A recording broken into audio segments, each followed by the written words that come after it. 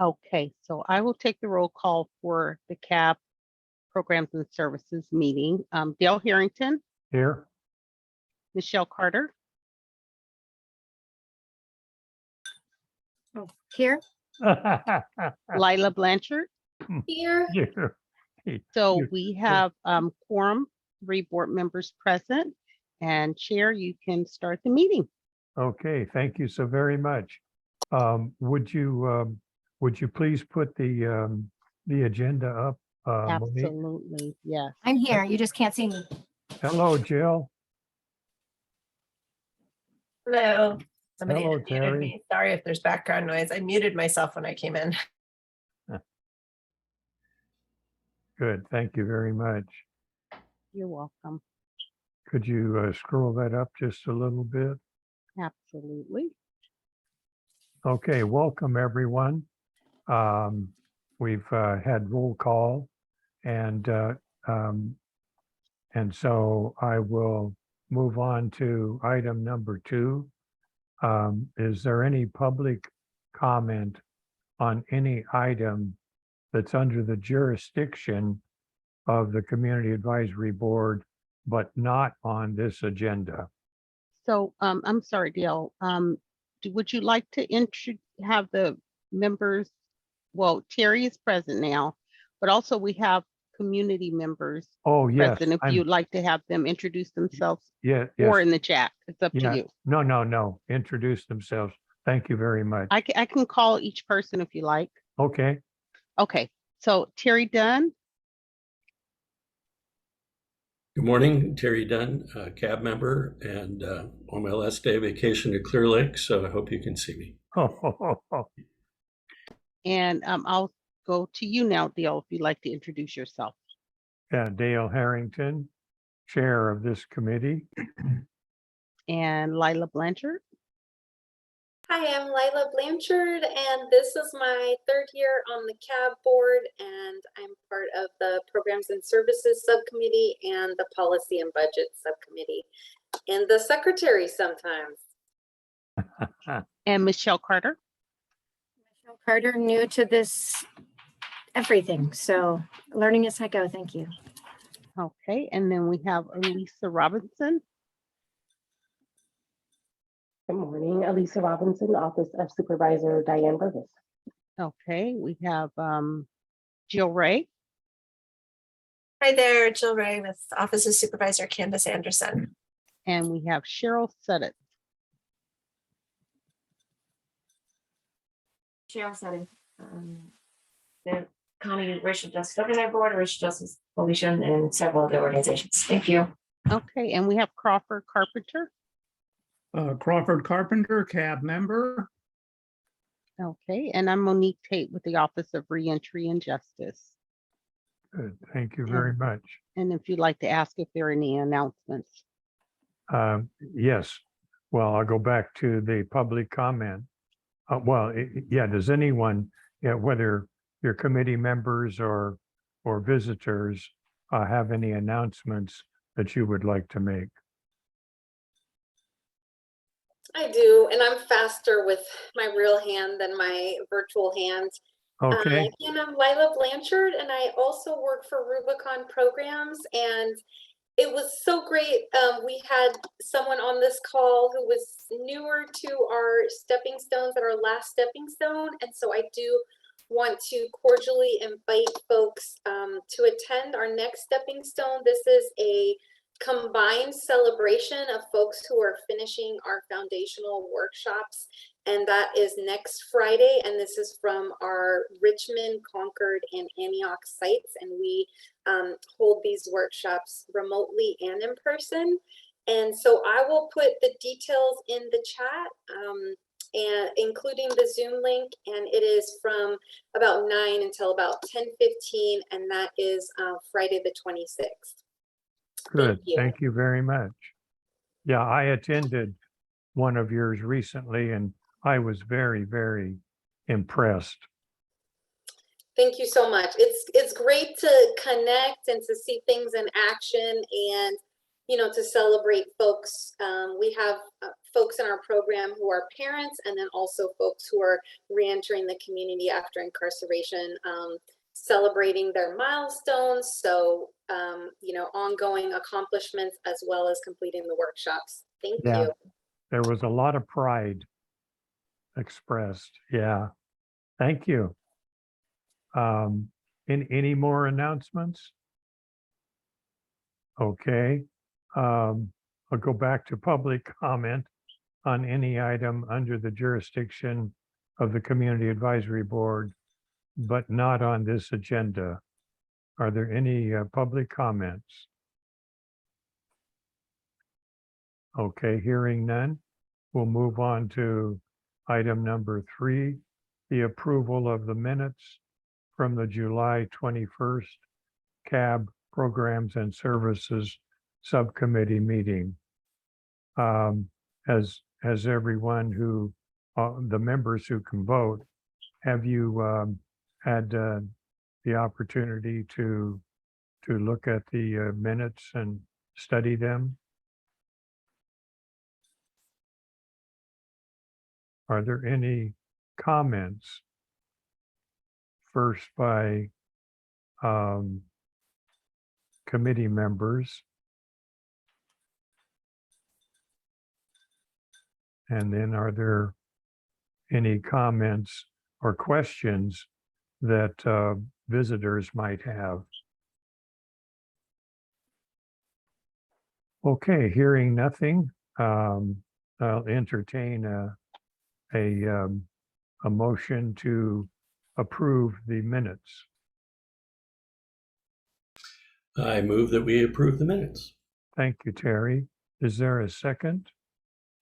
I second to approve the minutes. I did notice that the notes were very, very brief and concise, which is helpful. If there could be like one bullet point on anything that came about from the conversation, that would be really helpful. And I move to second these notes. Good, thank you very much. There's been a motion and a second. Monique, would you call the roll? Yes. Dale Harrington, Yes. Lila Blanchard, Yes. Terry Dunn, Yes. and Michelle Carter. Yes. Motion passes unanimously. Good, thank you very much. Next on the agenda is a discussion, the CAB policy brief and budget proposal planning. And are there any comments or questions or suggestions relative to this memorandum?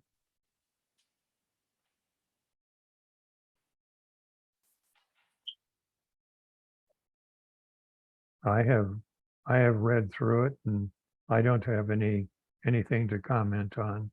Lila has her hand raised. Oh, I'm sorry. Thank you, Lila. Yeah, you're welcome. Thank you so much, Dale. So I was really excited to read through this and recognize that it looks like this is a draft for our next coming year and the things that we want to provide. I was really, I noticed there were a number of affirmations in this document. So I wanted to start by thanking, I think Crawford is still on the line, for putting this together. And I think that that Nicole Green and he and some others worked on this. So I just wanted to make sure that I am tracking that these are the recommendations that we're going to want to put forward this year. So yes, thank you for that. And then as far as specifics, I did notice for recommendation under number 5,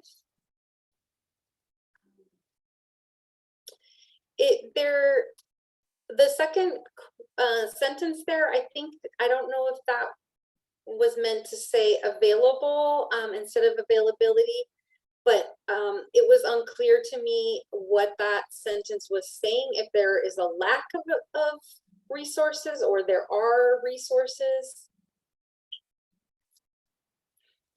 Well, I can add a little bit to that, Dale, if you don't mind. No, that's fine. So, I think,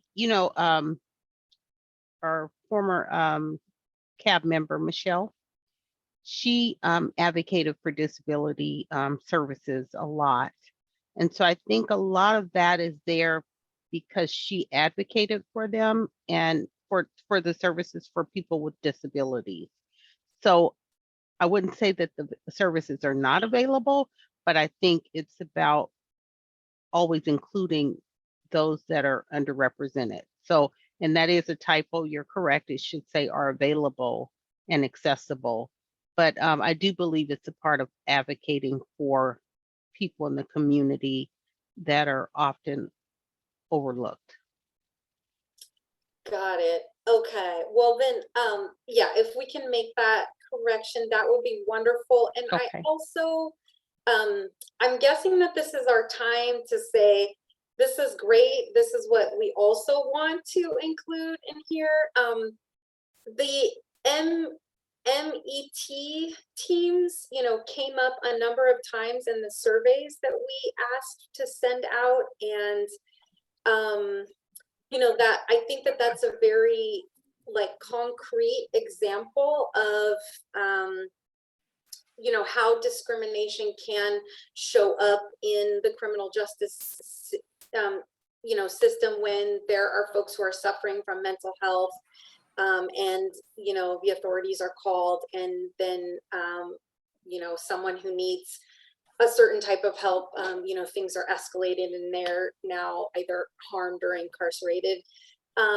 So I wanted to see if it was possible to have something specific in there around the MEH teams. I know that there's already been quite a bit of increase of support towards that, but there were some specific asks, within our within the surveys that we received around expanding that or fully staffing it or supporting that program.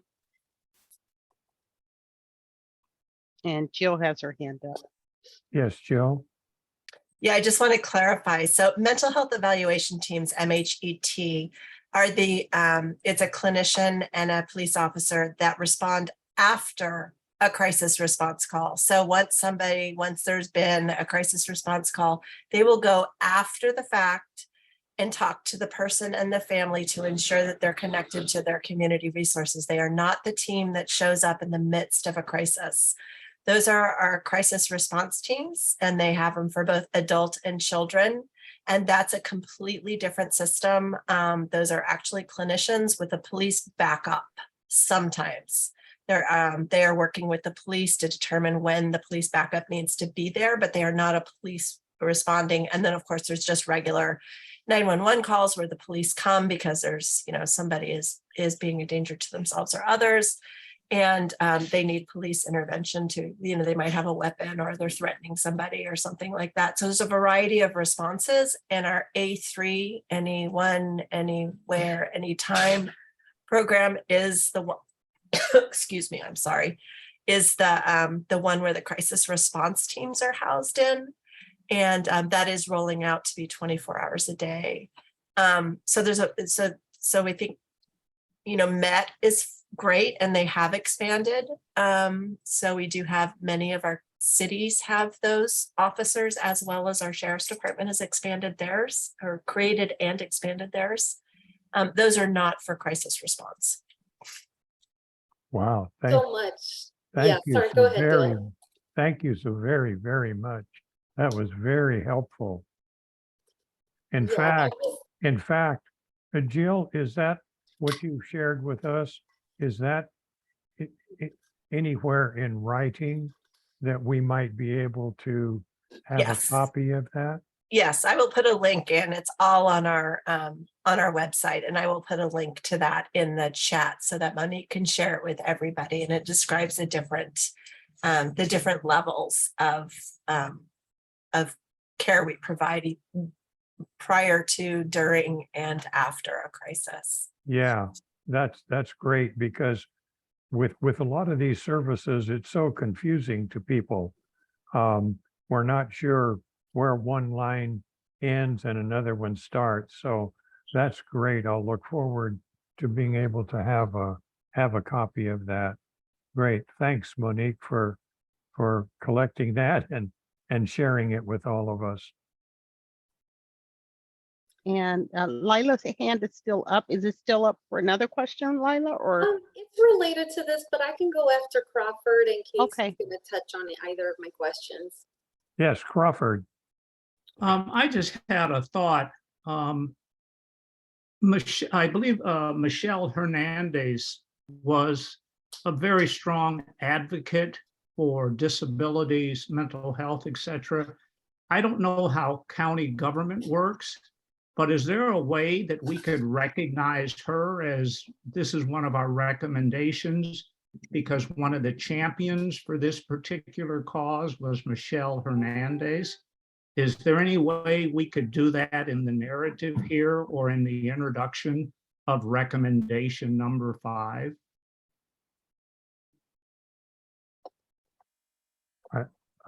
I don't know the answer to that. I mean, I would assume we can certainly insert anything in the narrative.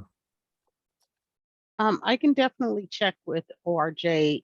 I know that we definitely can make corrections because we found a grammatical item that was incorrect.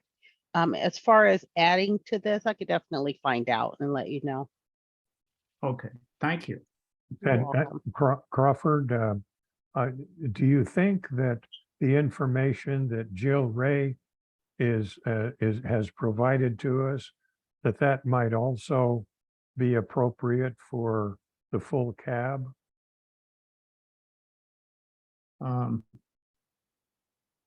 Possibly.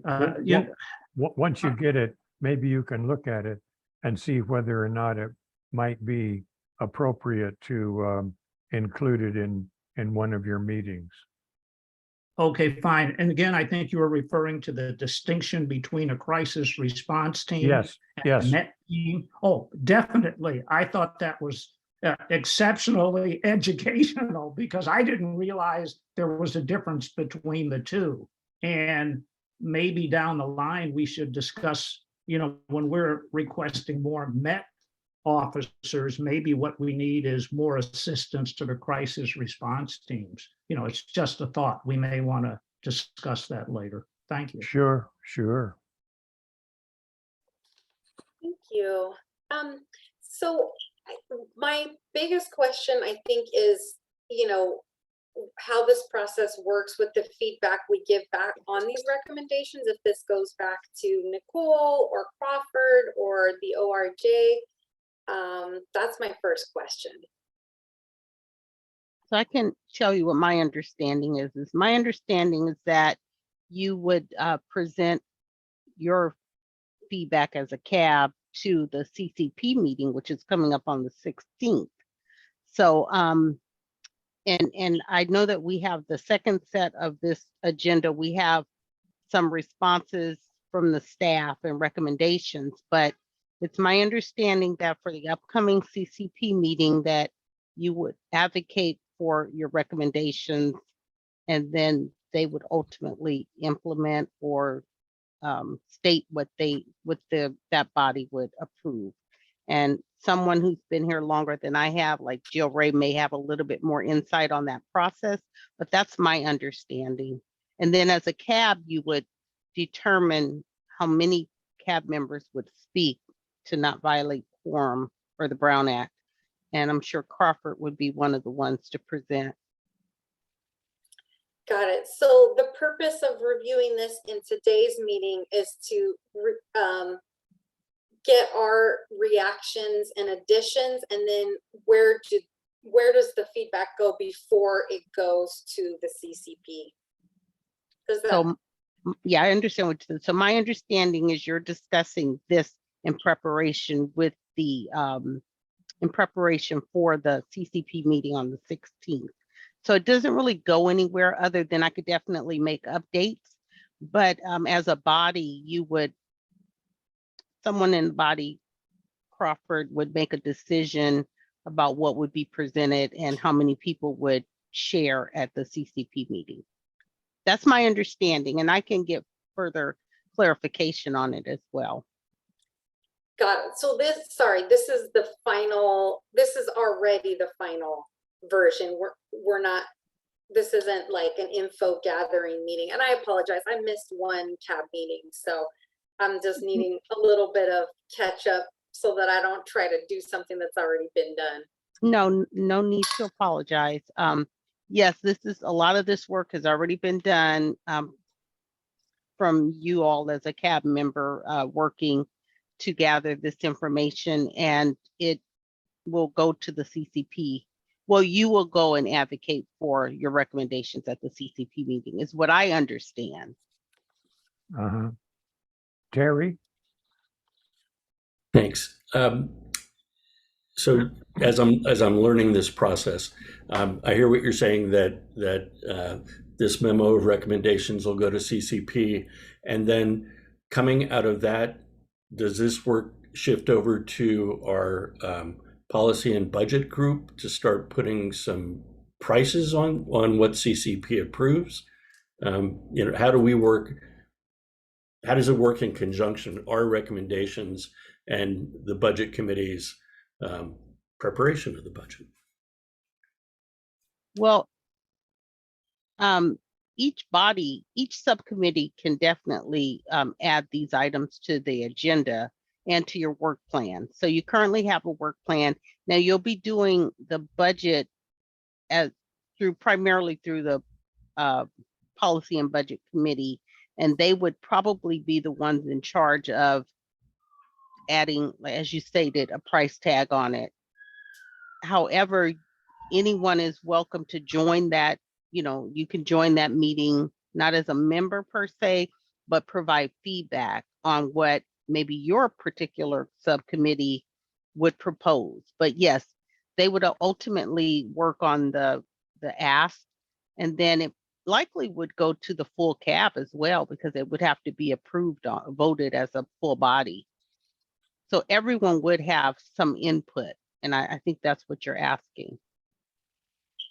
Yeah, no, I guess the clarification I'm asking for is that, we put forward the recommendations, CCP picks from the menu or, emphasizes or supports, and then full CAB and the policy budget subcommittee turn that into a financial plan, which then I guess must go back to CCP for approval also, right? Well, generally it's CCP and then the PPC and then ultimately the Board of Supervisors. So for this process, some items go from CCP directly to the Board of Supervisors. Oh. And for this particular, for the policy brief and the budget, I don't know if it goes from CCP to PPC, then Board of Supervisors, but that's likely the hierarchy. That's generally how it works. But there are some where it doesn't go to one, but it may go to the other. So ultimately, our goal is to get it to the Board of Supervisors for them to approve it. And so, yes, it would go from CCP likely to PPC and then to the Board of Supervisors with Awesome. your input in it. And Jill has her hand raised because Right. she definitely knows the process. Right, yeah. Thank you. So the budget, for sure. You guys submit your budget to the CCP, and then it goes to PPC, and then it just gets put into the budget document that the Board of Supervisors review in April. These recommendations do not. This is, it might be a document that's just included in a report, but these don't go to the Board of Supervisors. You are not an advisory body to the Board of Supervisors. You're an advisory body to the CCP. So items like these recommendations, you definitely use when you do your meetings with the various entities throughout the county, but they're not something that's approved by the Board of Supervisors. Yeah, so my assumption, Jill, Thank you. is that if CAB needed any kind of support for why something is being recommended, they might look at this recommendation as justification. But like you're saying, it wouldn't go with the budget. Yeah, these recommendations don't go to the Board of Supervisors unless you were to go there and submit them directly, but Yes, that would not be the appropriate right, protocol since you're advisory to the CCP. right, yeah. Lila, your hand is still up. Do you have something I else you do. wanted to add? I do, yeah. So, just following the line of conversation now, we will be using these in our meetings with, ambassador meetings, et cetera. We'll be utilizing this and sending this to the CCP at some point. I would, it sounds like the MHET, that was an idea, but I didn't have enough clarity about the ask that was in those, in the survey results in order to, include it in this document now. One thing that I would like to ask that we add to this is on the restorative justice piece. I do think that it's important in there somewhere to notate, victim-centered, to use that language in there. Because, because of my own personal experience, and I think, there can be broad restorative justice offerings, and I think that there also needs to be consideration in that process of folks who've been harmed in the process. So I guess that's just an ask, if I can request that language be inputted in that section, that it's a victim-centered process when appropriate and applicable. And I'm not sure who to ask if that can be added. Would that go to Dale or would that go to Crawford? I would think Crawford. Lila, what I'm wondering is what you're saying connected with one of the recommendations? It is. It's this. Oh gosh, can you scroll up, Monique, with the recommendations? Okay, I think it's that one right there. Let's see. Nope, keep going, sorry. It's the restorative justice one. So it's the next one up. It's recommendation number 2. Thank you.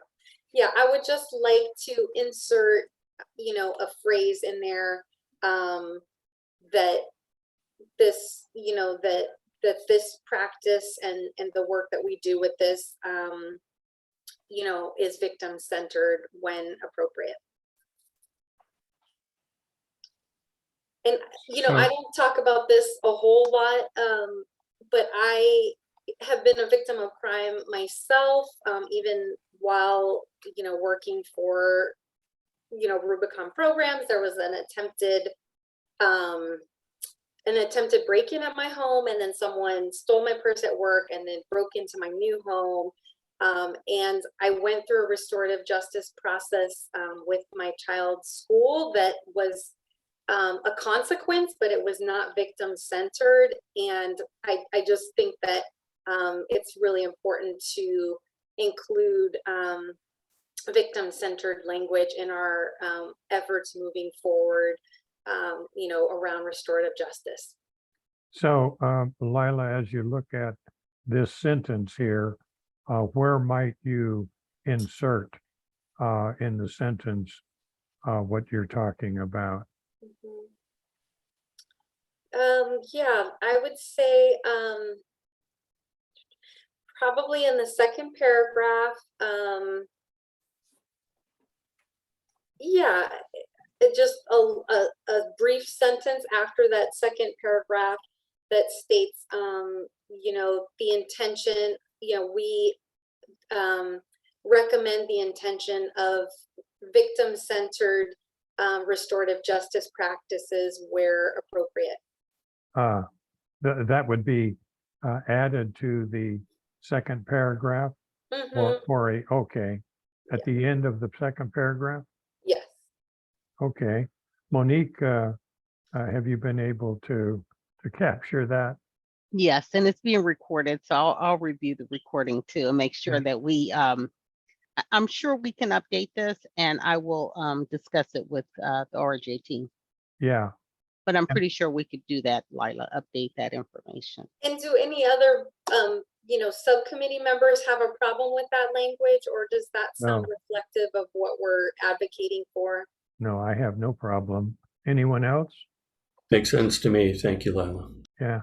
Thank you. And then the other thing that I was hoping to have included in this is under the housing, which I think is it number 3?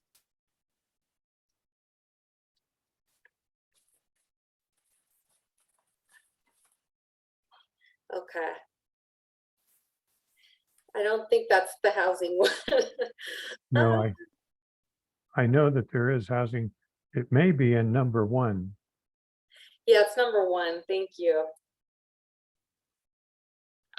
Yeah, for some reason I had a note for housing next to number 3, but I will drop that. And under number 1, if we can, I think we talked about funding flexibility in number 1, correct? Towards the end. Yeah. Yes. Okay, got it. So we're still, that's just an area for me that it seems like it would be helpful to have specific recommendations about what funding flexibility might look like, because I know that that's an area of difficulty, but we're not quite there yet. So that's it for my responses and recommendations on this document. I can put my hand down.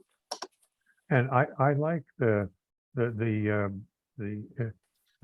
inserting or having inserted the word hint. First hint of housing instability. That causes us to pay attention right at the outset. Yeah, Jill?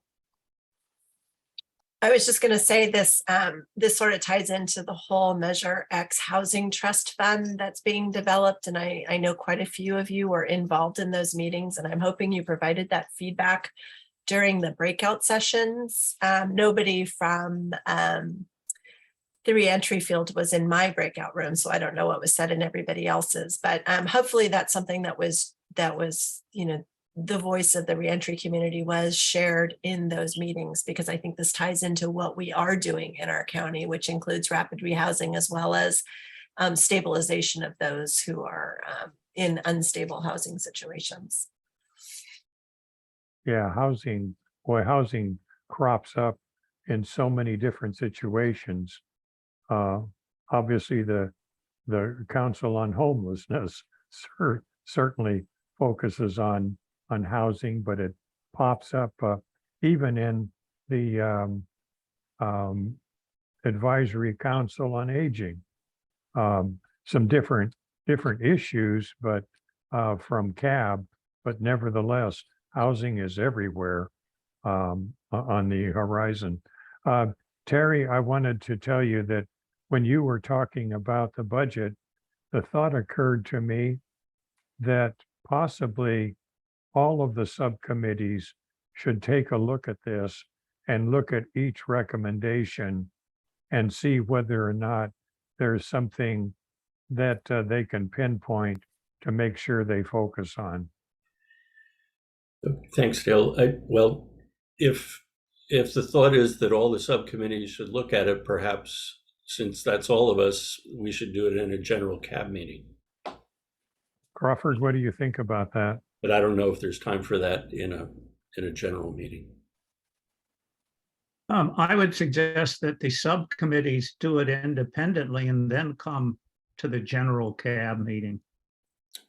Good idea. Okay, Because if you start going through each individual recommendation as you're doing here, you try to do that in a general meeting, I would think that would be time consuming, but more important, you can really provide it the needed attention if you do it individually in a subcommittee meeting.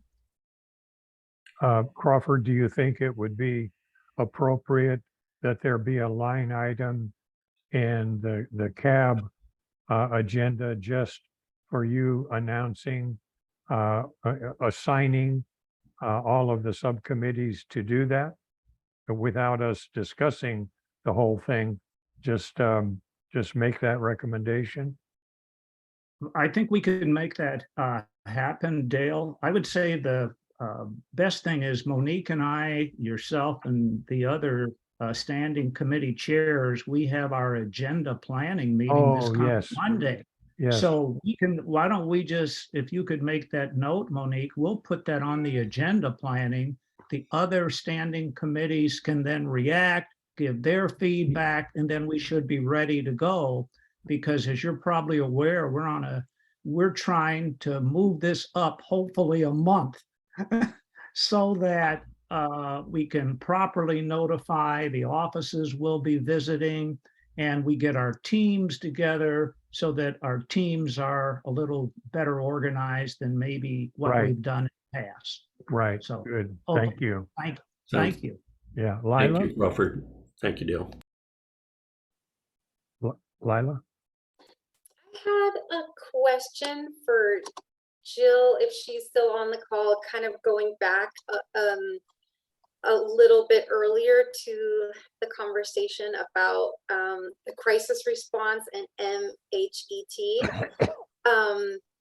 There is now a 988 hotline for mental health crises to call across the United States. And Yeah, I'm gonna just stop you right there. That is exactly what people are thinking, and it's not. 988 replaces the suicide hotline. It's just a shorter version to the suicide hotline. It's not a mental health crisis response. It's specifically for those people who are struggling with thoughts of suicide. Not to say that that isn't a crisis response, but it's a different than how we use it in our county, and that's causing a lot of confusion amongst people. They expect to get a crisis response team on site when they call 988, and that's not what it is. It simply is a shorter version to the suicide hotline, which is currently in use and still is useful. And basically, if you have a cell phone in the 925 area code, no matter where you are and you dial 988, you will be routed to Contra Costa County Crisis Center. If you have a cell phone of any other area code and are standing in Contra Costa County, you will be routed to the crisis response program in that area code. They're working on a fix with that to transfer calls to the county somebody is in, but it's not a traditional crisis response like we have in our county. It's suicide hotline, basically. Oh, my gosh. I have a 707 area code for my Gmeanies. yeah, our wellness 408. Yeah, our wellness team just, has been looking into this and really trying to provide the correct information to our staff. And we were specifically told that it doesn't have to be a suicide only call, but it can be other mental health crises or emotional, experiences, and that it will get, that it can be beyond just the Yeah. suicide. In our county, we have a very robust crisis center. We have 211, which is our crisis center, very robust, can provide all sorts of supports and connections. But if somebody is in a crisis moment and they need a crisis response team because they're either going to hurt themselves or somebody else, like our A3 is providing our mental health crisis response teams, that's a different number. Not to say it couldn't be transferred there, but I just want to be really clear. Anyone could call 988, but we've had people who have stated they've called that looking for the crisis response team, and that's not what they're going to get initially. Got it. If they're not in the correct area code. No, not even that. It's just that is not the number to call for our crisis response teams. My So goodness. you're recommending that for crises, that we continue to call the 925 crisis hotline?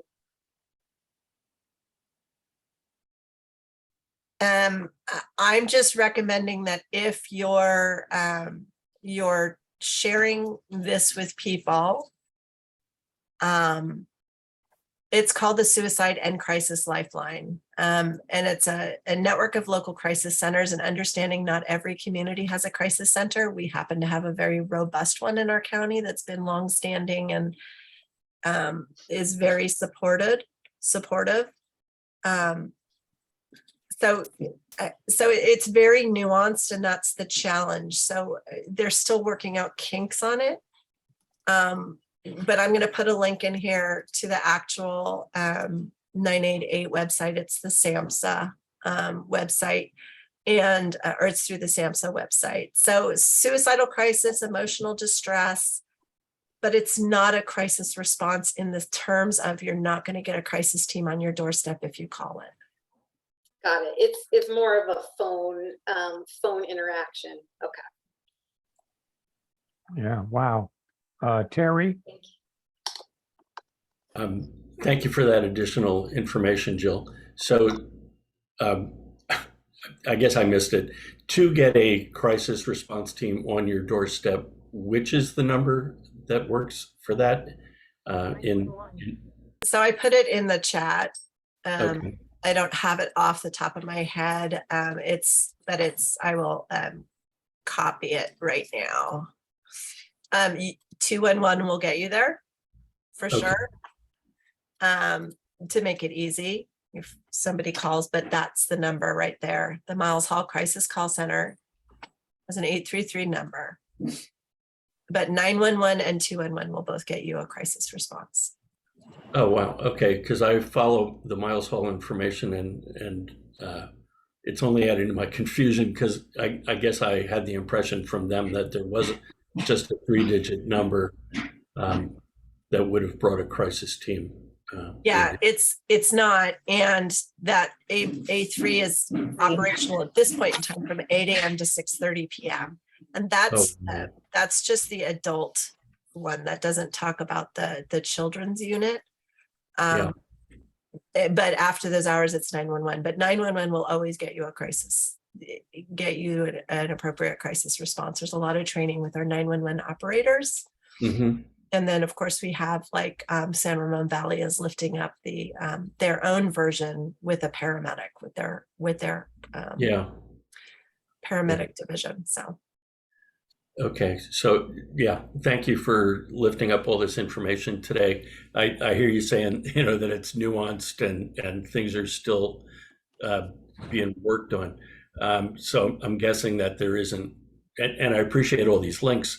I'm assuming there's not yet like a one sheet that we could receive or share that has all the has the roadmap. Yeah. So I think ultimately that's the goal of A3, right? To build out that program and to have that hub, and the ground should be breaking. We got plans for the actual site for a lot of these services, but it will be some time because they had to go through training with the dispatchers. And so they're really working on the system. They had to lift up a new computer system and ensure that was working. Because the mobile teams are going to be, one of the things that they wanted to do was try to keep them like with ambulances do, where they're staged, right? Like where the most common areas are. So there's a whole like CAD system, computerized system and all of that. So there's a lot of training to really do this right. Yeah. So, yeah. Very good. I haven't heard that phrase lift up before. That's a great phrase in a process like this. Thank you so much for the information. Lila?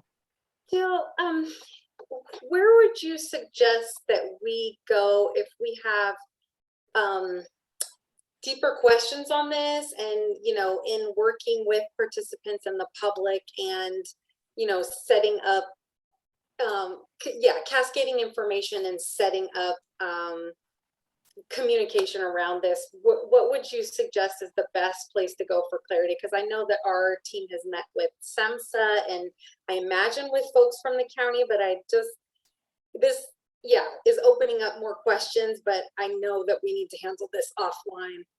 Yeah, so the two experts on this really is Suzanne Tavano, Dr. Suzanne Tavano, the head of our behavioral health division, as well as Tom Tamura, who's the head of the crisis center.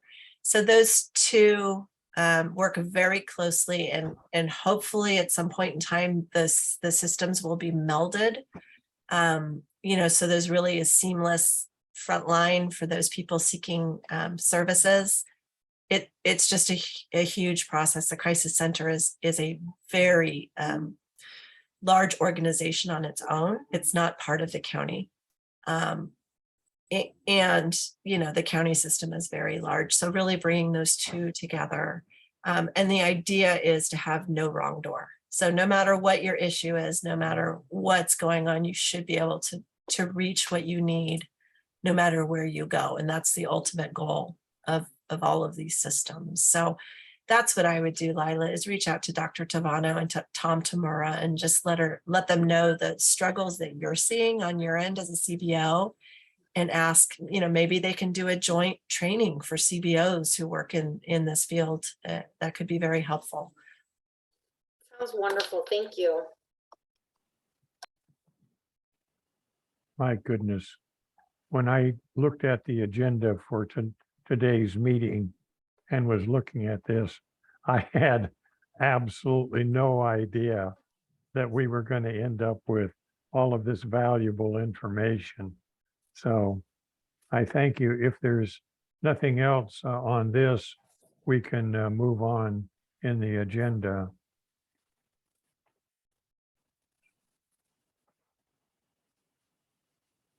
Okay. So we're at review previously submitted CAB recommendations and staff responses.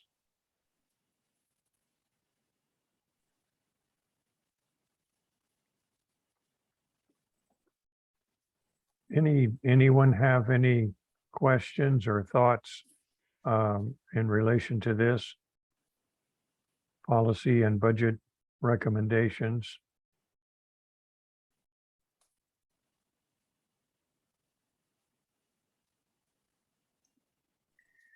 Seems very thorough. Thank you.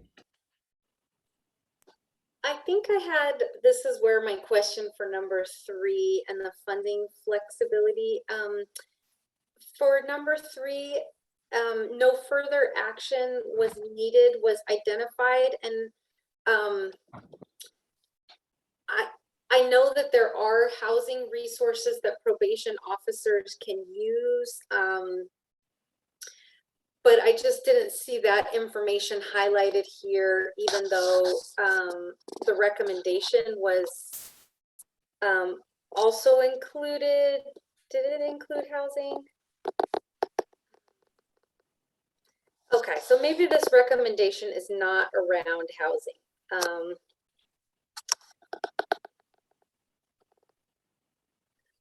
So my question, and I feel like this has been stated before, is just what housing resources, no, okay. You all are getting an interesting version of me, a full-on meeting version of me today. We've had different points when we've heard what types of housing resources probation has for participants, but it sounds like it's not nearly enough, and so just wherever we can advocate for broader housing resources, that comes to mind for me.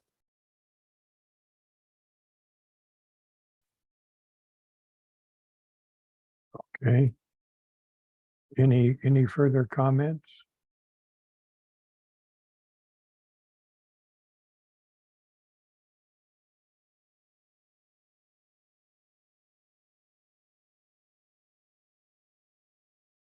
So where do you think we go from here with this? I'm good to move on from it. Yeah.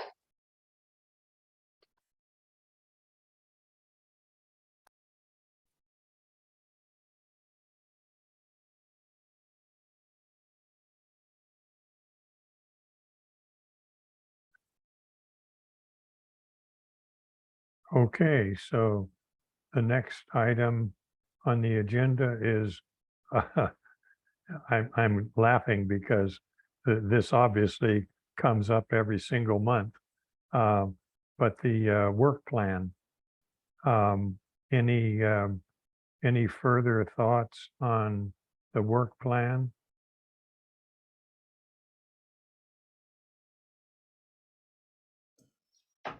I have no further thoughts about a lot of things.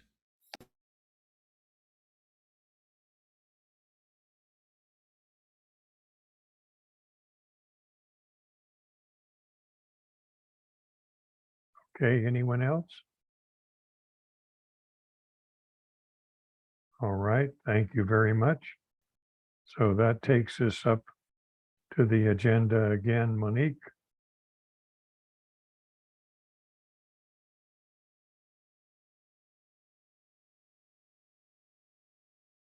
And next steps. It seems that we have identified during just various discussions some next steps, but is there anything that anyone would like to add at this point to next steps, what we possibly should be doing going forward?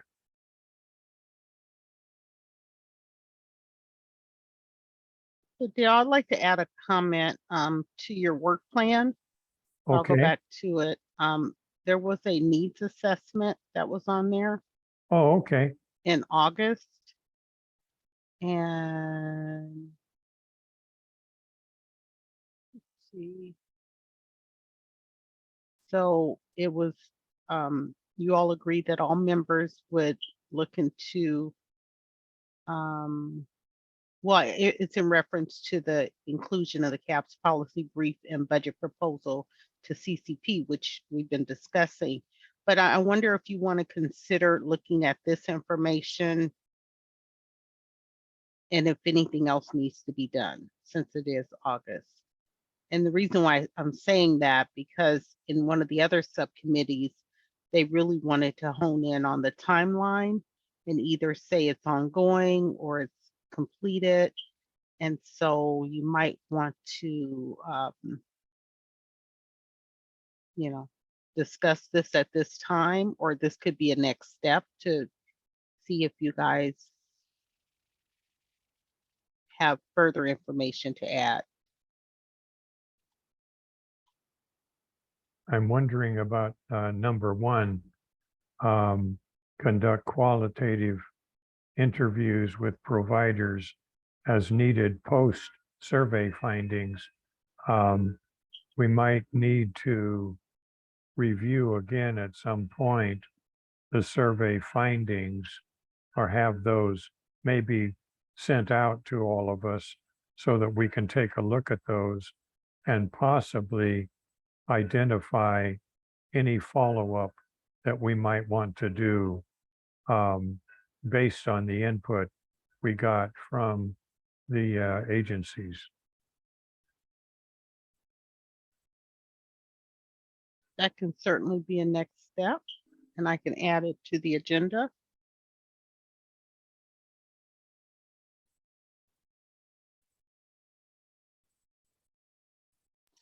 And it seems to me like any further recommendations that we would come up with would maybe be something that we hand off to the next, to the next subcommittee, since these are the recommendations, that we just looked at earlier that are going to be moving forward unless we, come up with something really fast. That's the version that's going to be moving forward next month with the CCP.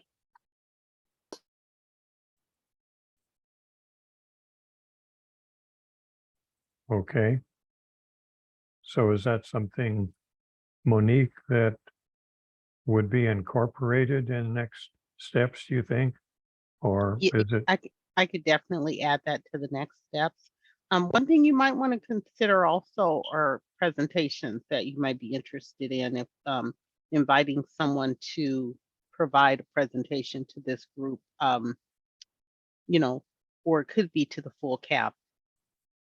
But that might be something you might be interested in. and what is that again? We talked a great deal about the mental crisis team. Oh, Jill yes. provided a lot of information in the chat. You might want to have someone present either to this subcommittee, this body, or to the full CAP, which can certainly be discussed at the agenda planning. But if you want further information on that, we can seek out a presenter coming to CAP. And I would just add that if you're going to have either Tom Tamar or Suzanne Tavano present, it should be at the full CAB, not at a subcommittee. Yeah, I agree, because then we want all subcommittees to be exposed to it.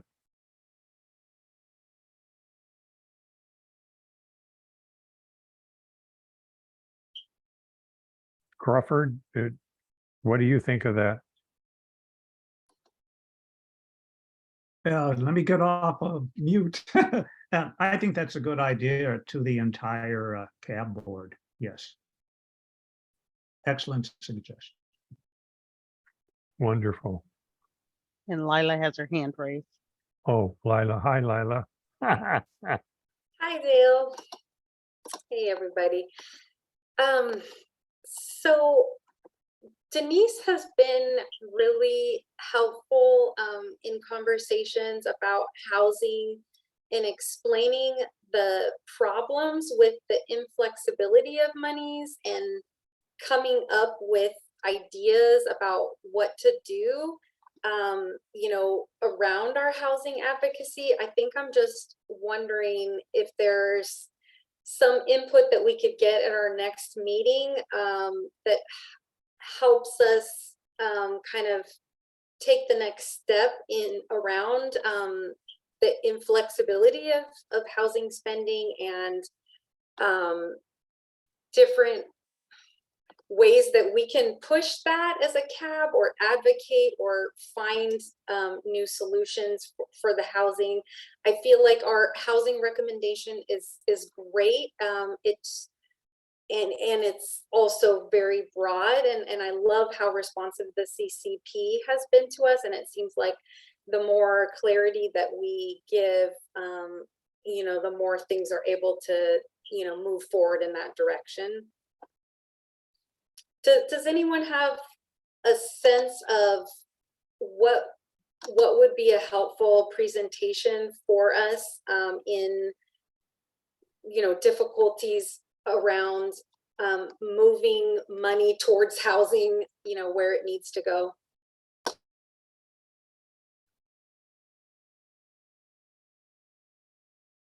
Well,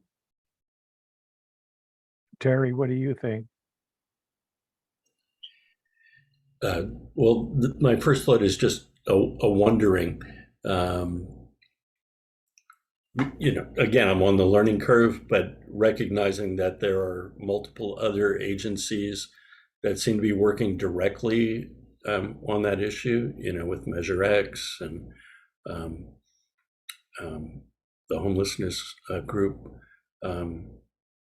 I don't want to be reproducing people's work, but although I want to make sure that we're advocating. So I'm trying to untangle it myself, so I don't have a recommendation at this time. I know I have been confused and there isn't a master list that I think exists of all of the funding sources for all of the agencies and the community-based organizations. I know there's a multitude, and it's incredible. Lila?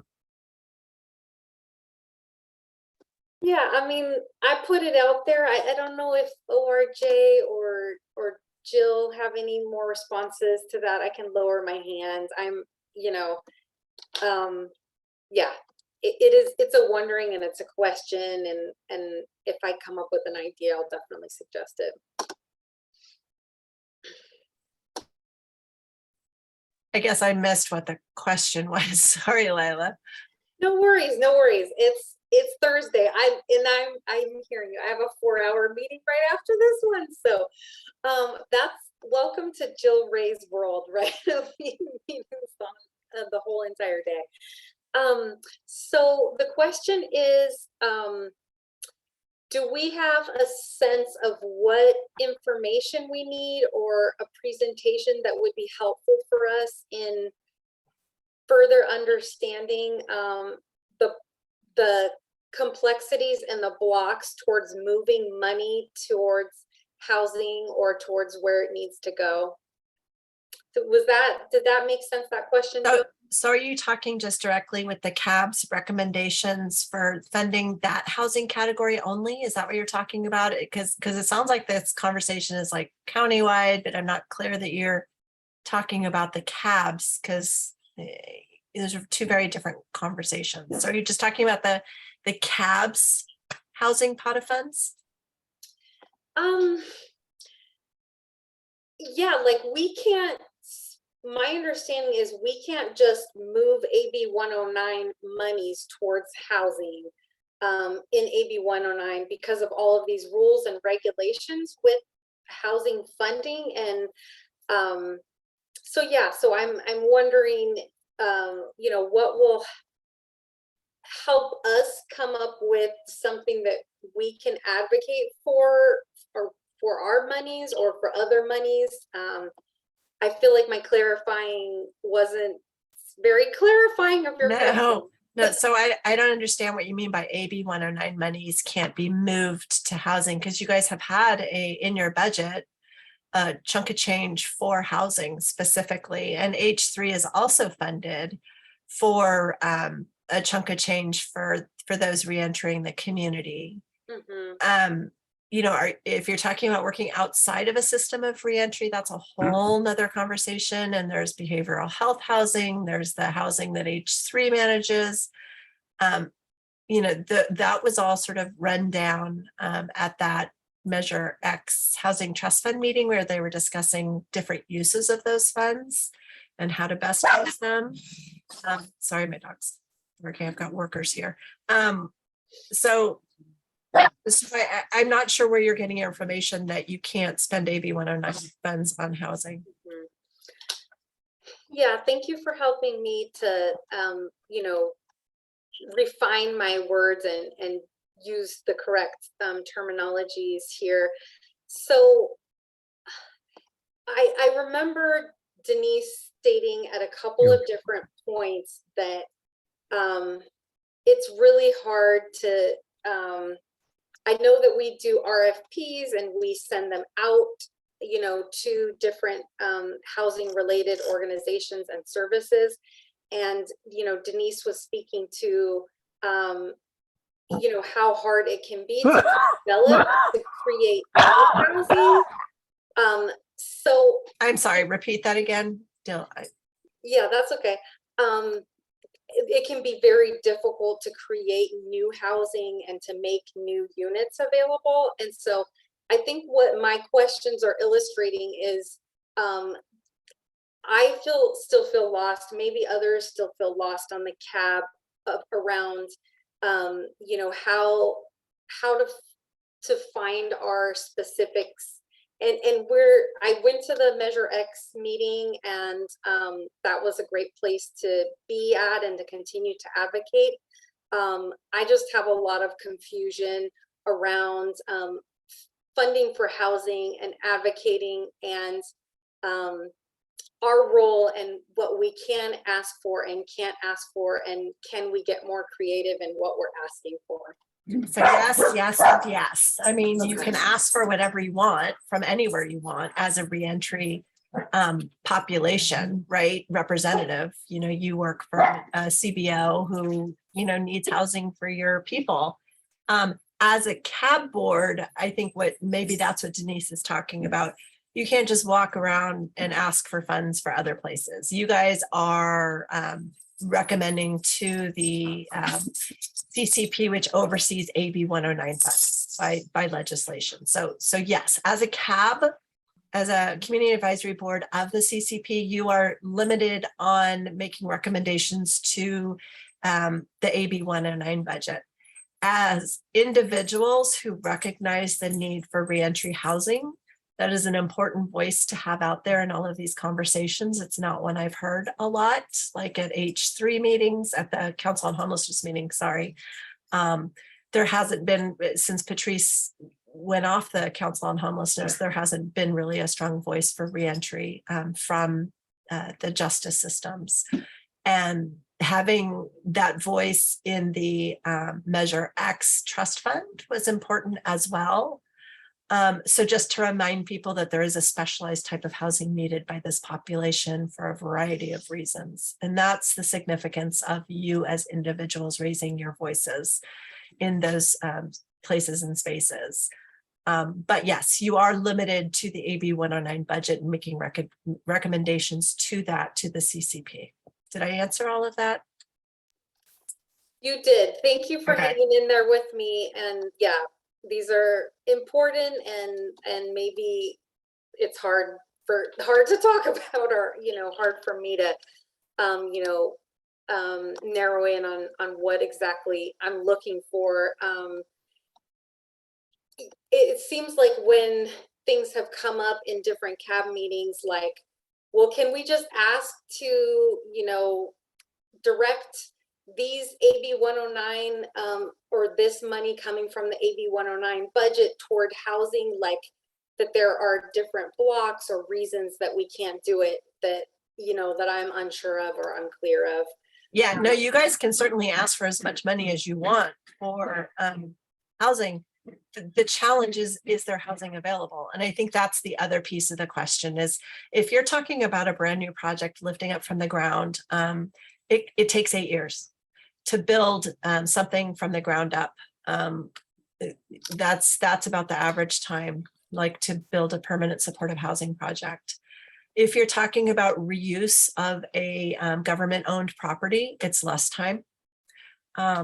And so that's something that we look at is all of our parcels we aren't using, all of our vacant properties. Can we rehab those? And that's what we've done in out in West County. We've been working on that. And then there is the one in San Pablo that we're working with the developer to create those units in San Pablo for permanent supportive housing. So yes, you can fund it, but if the units don't exist, what are you going to fund? And it's also identifying what types of housing your population needs, because it's not just one type of housing. Some need transitional housing, some need permanent supportive housing, some need sober housing, some need harm reduction housing. So it's really, you know that better than I do, Lila. It's what type of housing is available. So all the funds in the world don't do anything if there's no units available. Mm-hmm. Michelle? I was just, Jill went over all of this stuff that she's saying right now. She did talk about this, and it's in the minutes of, was it our last CAB meeting or the meeting before that? And she went over about the property, the couple of properties and how long it takes and what what's going on with that. So I don't know if that'll help you, Lila. It might be the one that you said you missed, but she did review a lot of the stuff she's going over now, a little bit more in detail, just FYI. Yeah, thanks so much. Yeah, and can you repeat that name for who did that presentation? Jill Gray spoke about that. The person that's speaking now, she went into a little bit more detail at one of the CAB meetings that we spoke about it. Do you remember when that was, Jill? It could have been yesterday, or it could have been 10 years ago for all I remember. Got it. Yeah. Well, I can tell you, I'm new, so it was in the last 2 cab meetings. Nice, thank you. Yeah, I was at the last one, but not the prior one, and we did have a great presentation on housing from yeah, some leaders of Marie. And Jill spoke about implementing existing properties versus implementing new properties and all of that, and was in more detail than what she's doing right now. Just, it's in the minutes. I did see it again. Totally right. Thank you, Michelle. Thank you for that. That's really helpful. Yeah, the interesting thing is, like Jill has been pointing out, the AB 109 money is so focused on reentry. You know, there's housing needs all the way from children up to the oldest elderly in our county, and physical and mental issues and so forth. But our funding here is restricted to reentry. Any further comments? Okay, I think my last comment is just that my hope is that maybe even for the next year of CAB, that we can get to more specificity beyond flexibility for housing. And I think our recommendation around housing, if we could go back to that real quick, Monique, and get to that level of, you know, detail that Jill is speaking to. And so I just have questions about how we're going to get there, you know, to, you know, how much money could we ask within the ORJ budget to be dedicated to what type of funding for, you know, which folks who are reentering, you know, the community at what point. So I think, can you scroll up a little bit, Monique?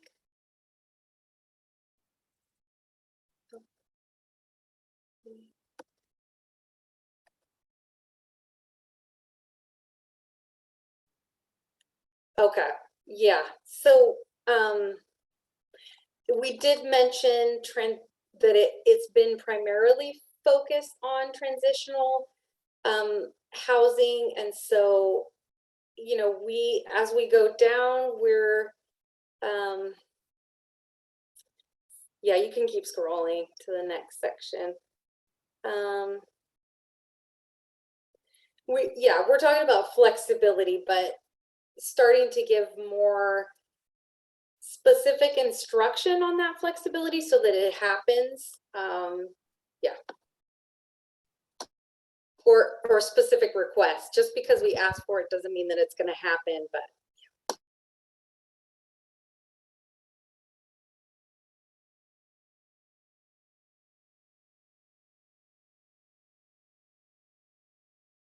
So Dale, what I have for your next steps are to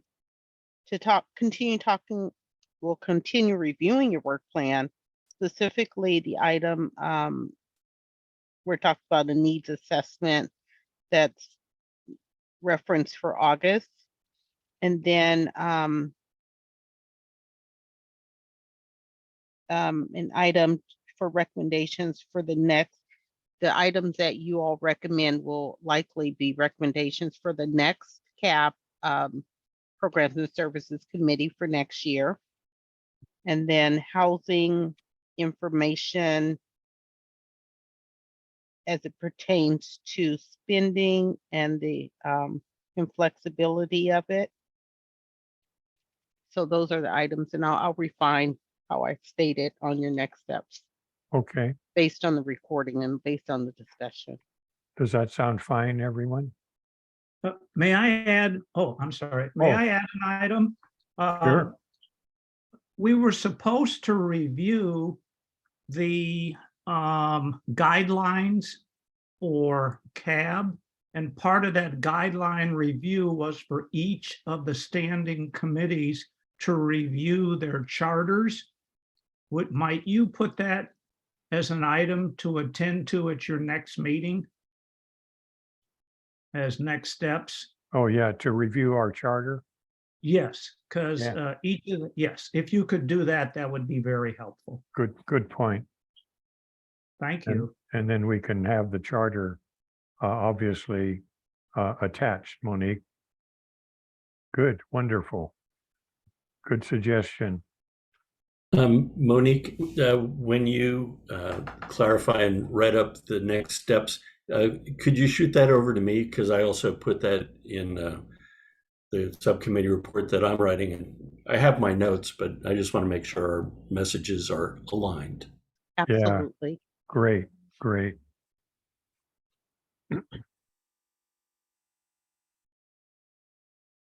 Okay. Well, it looks like we're at item number 7, adjourn to the next subcommittee meeting, September 15th at 11 a.m. Anyone have any closing comments or questions before we? Well, I got another 14 minutes blocked out. I think it's story time. Oh, Who said that? Terry, do we? Terry, you were 6 minutes late, so we're docking that. So we're leaving. No. 6 minutes early, so you just chill out.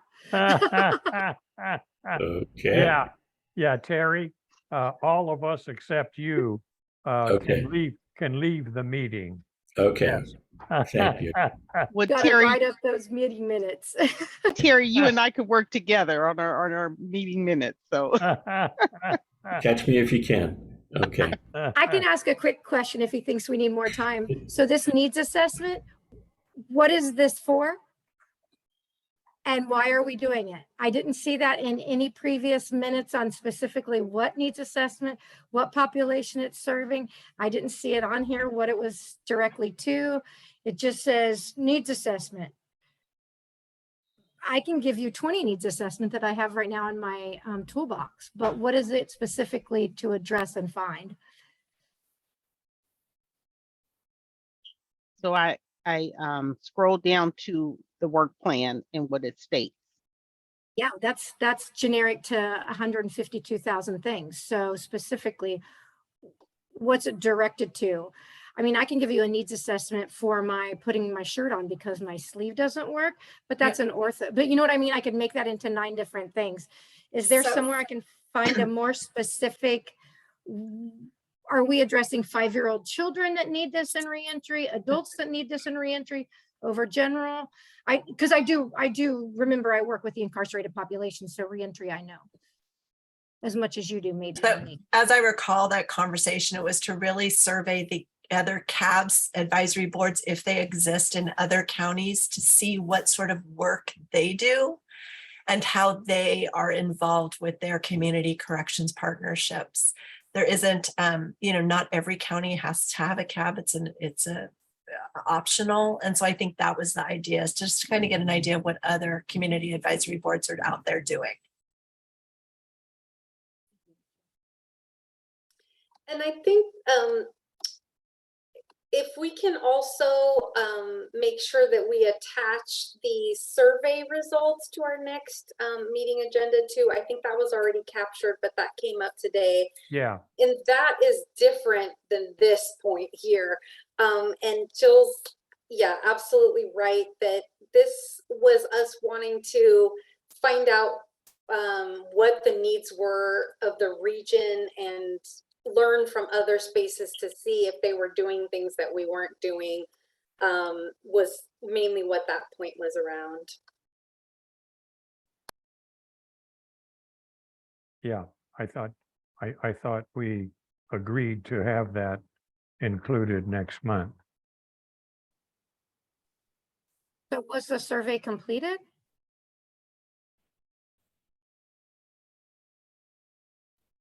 The survey was completed.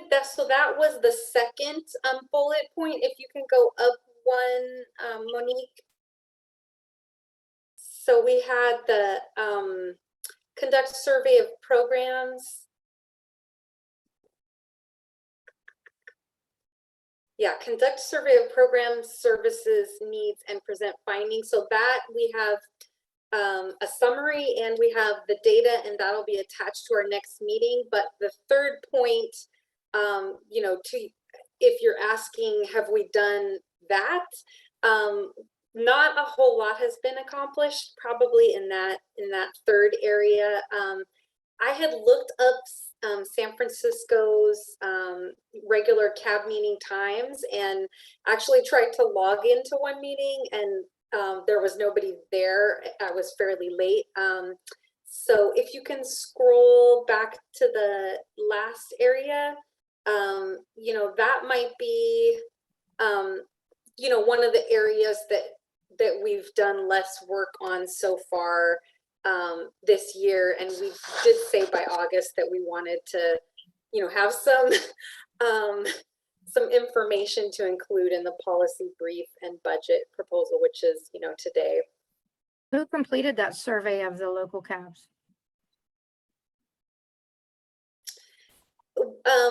So the ORJ helped us, and it was presented, let me see when it was presented. It was presented 2 CAB meetings ago, and the process for how that was run was done. But basically we came up with the questions, and then the ORJ facilitated the contact list for us and then provided a summary report and all the responses. Lila, I think you and Michelle are talking about 2 different things. You're talking about the CBO survey. The cabs, the survey of local cabs has not been done from what I understand. Is that correct? Right. Yeah. That's So what that, I was asking about, yeah. yeah. So there's been no work on surveying the local cabs. And did we call that a survey? Oh, we did call that a survey too. So that made it even more complicated. We have survey questions. Did we make up a survey questionnaire? Did we do any of that? No, What are we looking for? No, we haven't done any of that. That was about attending meetings and learning more about the local cabs. We got information from the ORJ, but that's something that we could move towards future agendas is if folks want to schedule themselves to attend some of those meetings and bring back some insights. Do you have that list of the information you provided for the other cabs, or is that something that we need to research about? And I think it was just an email. because this is a year old, so I just think that's a little late if it's a year-old agenda, right? So let me jump in a little bit. So Nicole P. and I both attended some of the cabs just for informational purposes. And I can definitely go back to that information and find out the ones that we attended and kind of provide you with a list of cabs and their schedules. But it really is up to you all as a body to attend, familiarize yourself with their websites, their bylaws, how they operate, and then bring it back to this committee and come up with the information that you're requesting based on your work plan. So I can look. I'm willing to do that, but I just need to know how to find out where the CAB meetings are. I mean, I can Google all day long. Yeah, I'll find out what the emails that we had previously, because I know I attended some and Nicole P also.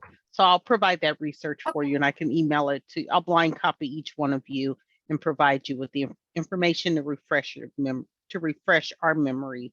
Not you, Michelle, because you weren't here at the time, but I'll do that. And then Crawford has his hand up. Dale.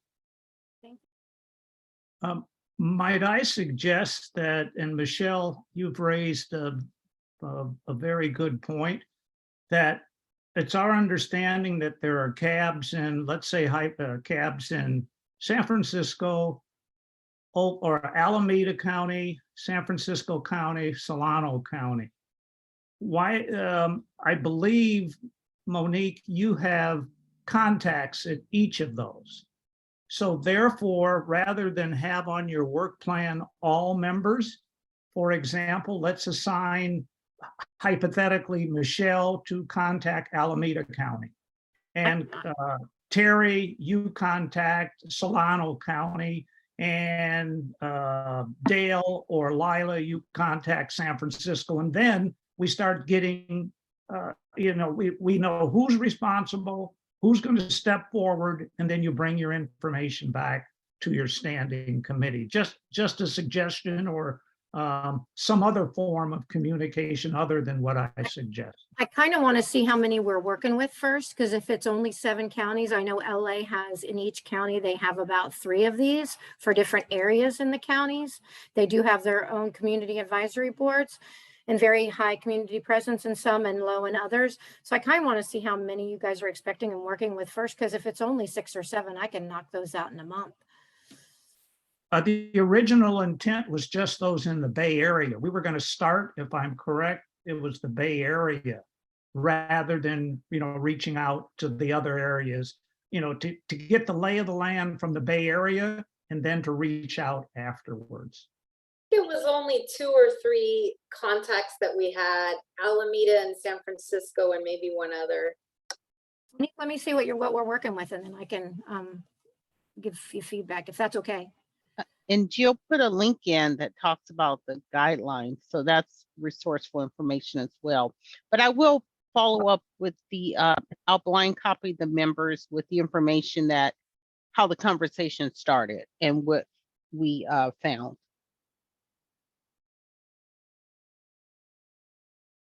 So Dale, we have 3 minutes. So I don't know if you want to, just a time check. And you're muted, Dale. Thank you. Unless there's more to discuss, we can adjourn the meeting. Okay, let's adjourn. Thank you so very, very much, everyone. Take care. Thank you. Thank you, Michelle. Thank you, Terry. Thanks. Bye, see you later. Bye.